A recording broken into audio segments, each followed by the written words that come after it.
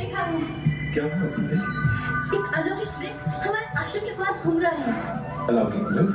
हाँ, कहाँ है? देखिए, देखिए वो प्रकृति की अद्भुत कारीगरी, वो अनोखा हिरण। स्वामी, इसे किसी प्रकार पकड़ लीजिए ना। ओहो, कितना मनभावन वृक्ष है। जाइए ना, जल्दी पकड़ लाइए। लक्ष्मण, तुम्हारी भाभी की इच्छा पूरी करनी ही पड़ेगी। मुझे तो यह स्वर्ण माया जैसे जान पड़ता है। ये प्रकृति के विरुद्ध है, अप्राकृतिक है, असंभव है। ओहो, आप दोनों भाई इसी तरह तर्क करते रहेंगे तो इतने में हिरण भाग जाएगा। अब मेरी इतनी सी इच्छा पूरी नहीं कर सकते। लक्ष्मण, लगता है सीता मृग को पाए बिना मानेगी नहीं। मैं भी चाहता हूं तुम पर्णकुटी में सीता के साथ सावधानी से इनकी रक्षा में रहना, कहीं तुम्हारा संदेह सत्य ना हो। मैं जानकी की इच्छा पूरी करने के लिए इस कांचन मृग के पीछे जाता हूँ, जीवित अथवा मारकर शीघ्र लौट आऊंगा। लेकिन सावधान लक्ष्मण, वन में कई राक्षस घूमते रहते हैं, इसलिए किसी भी स्थिति में सीता को अकेली मत छोड़ना। जो आज्ञा भैया।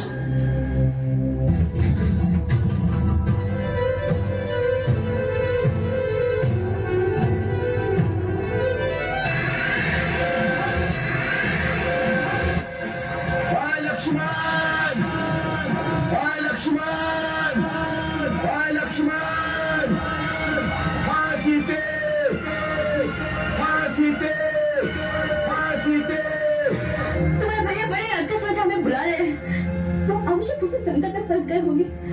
उनकी आवाज में कितनी करुणा है। लगता है बहुत सारे राक्षसों ने उन्हें घेर लिया होगा। लक्ष्मण, तुमने नहीं सुनी उनकी पुकार? सुनी है भाभी। तुम दूर में खड़े हो। जाओ लक्ष्मण, जाओ, जाके उनको बचाओ। आपकी आज्ञा का पालन करने के लिए आज पहली बार लक्ष्मण अपने प्रभु श्री राम की आज्ञा का उल्लंघन करता है।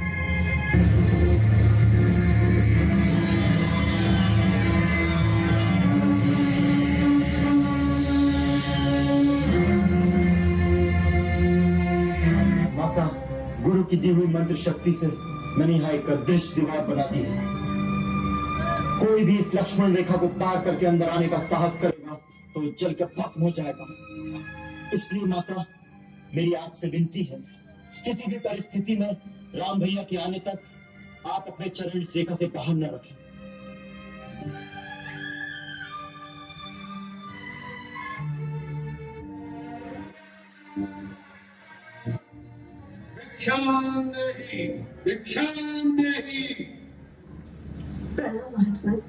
कल्याण हो।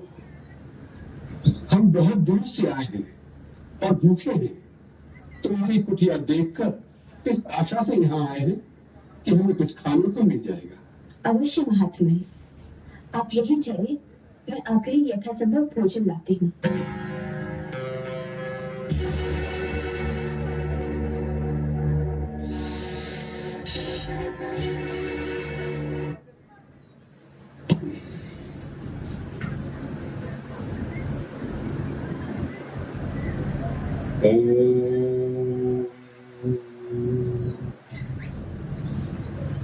मेरी आपसे विनती है, किसी भी परिस्थिति में राम भैया के आने तक आप अपने चरण इस रेखा से बाहर न रखें। भगवान, मैं इस सीमा से बाहर नहीं आ सकती, आप ही को कष्ट करना होगा। तुमको यार तुमने नहीं लगती।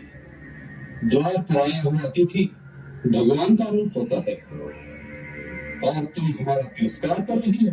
नहीं अतिथि देवता, मेरे वहां आने का कारण आपका तिरस्कार करना नहीं।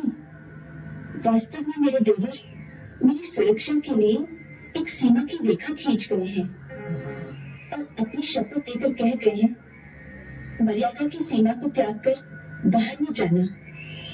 इसलिए मैं बाहर नहीं आ सकती। बस, तुम बार बार हमारा तिरस्कार कर रही हो। पहले हमें कुटिया के अंदर आने से रोक दिया और अब दूर से खाना दे रही हो। कोई संत महात्मा द्वार पर आया तो बड़े आदर से स्वयं उसके पास जाकर उसके चरण छूकर भिक्षा दी जाती है। तो श्राप देते हैं वही सूर्य और तीखे सींगों द्वारा तुम्हारी पति को नहीं, अपने श्राप मत दीजिए, मैं वही आती हूँ। आप मेरे पति को श्राप मत दीजिए, मुझ पर दया कीजिए, मुझसे भूल हो गई है।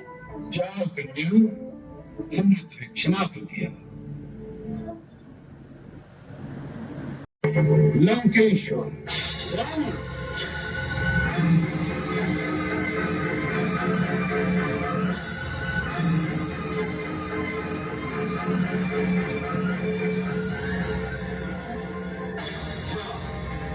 रावण जिसे तुम्हारे कामना ने इतना आतुर कर दिया है कि स्वयं तुम्हारे द्वार पर भिक्षा मांगने आया है।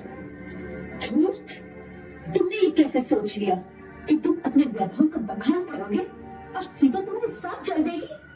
तुम इसी समय यहाँ से चले जाओ, नहीं तो मेरे पति एक ही बार में तुम्हें तुम्हारी लंका साथ जला के भस्म कर देगी।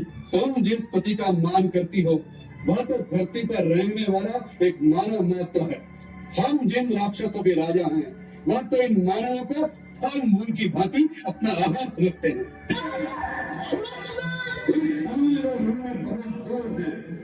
तुम्हारी पिता उन तक नहीं पहुंच सकती। सीते